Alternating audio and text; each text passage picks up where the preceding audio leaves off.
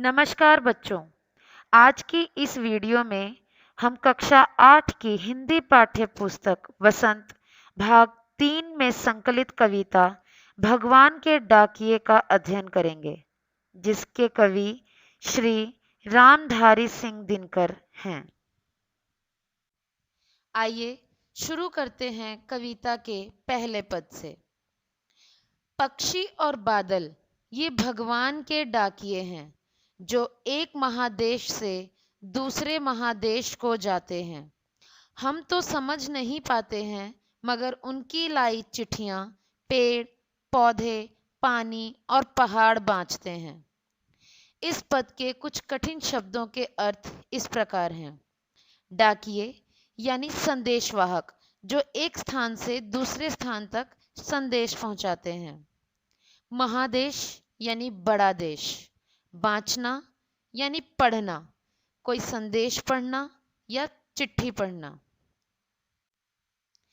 इस पद की व्याख्या कुछ इस प्रकार है। कवि कहते हैं कि पक्षी और बादल भगवान के डाकिये हैं। ये भगवान का संदेश हम तक पहुंचाते हैं। पक्षी स्वतंत्र रूप से एक देश से उड़कर दूसरे देश तक चले जाते हैं। मनुष्य इनके द्वारा लाए संदेशों को नहीं समझ पाते, परंतु ईश्वर की बनाई पूरी प्रकृति जैसे पेड़, पौधे, पहाड़ और नदियां इनके संदेश को आसानी से समझ जाते हैं।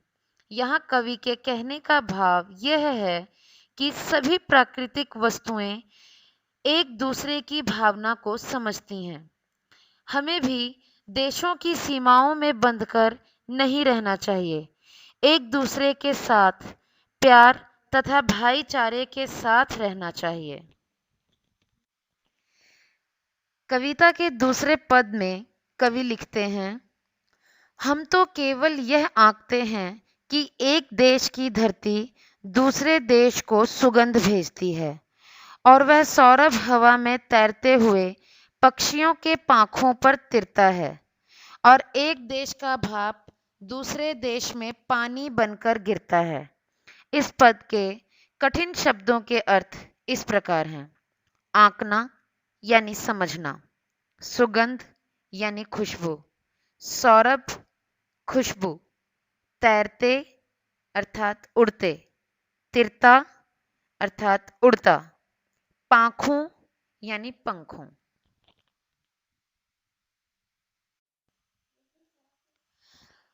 इस पद की व्याख्या कुछ इस प्रकार है।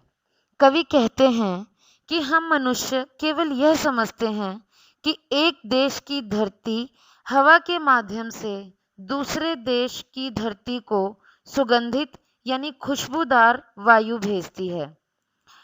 यह सुगंधित वायु पक्षियों के पंखों पर तैरकर दूसरे देश तक जाती है।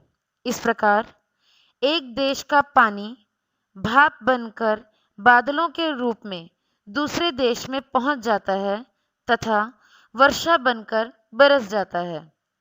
यहाँ कवि हमें यह समझाना चाहते हैं कि भगवान के डाकिये पक्षी और बादल बिना किसी भेदभाव के एक देश से दूसरे देश में आते जाते हैं।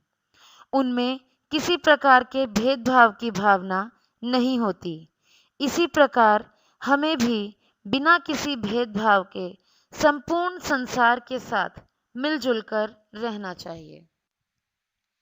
आशा करती हूँ कि आपको यह पाठ भली भांति समझ आ गया होगा और आप पाठ के आधार पर पूछे गए प्रश्नों को हल करने में समर्थ होंगे। धन्यवाद।